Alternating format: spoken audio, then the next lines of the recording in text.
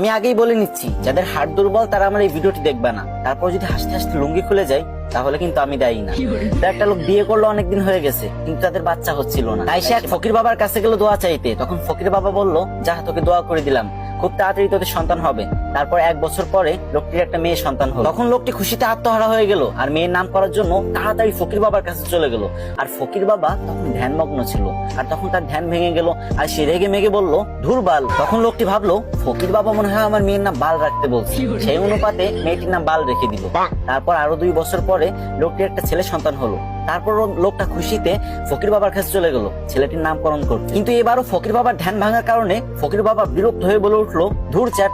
তখন লোকটি ভাবলো, ফকির বাবা মনে হয় আমার ছেলের নাম চ্যাট রাখতে বলছে, তাই সেই অনুপাতে ছেলের নাম চ্যাট রেখে দিল। তারপর আবার কিছুদিন পরে লোকটির একটি ছাগলের বাচ্চা হলো, আর সেই লোকটি ছাগলের বাচ্চা নামকরণ করার জন্য ফকির বাবার কাছে চলে গেল। কিন্তু তখন ফকির বাবা একদমই ধ্যানমগ্ন ছিলেন না।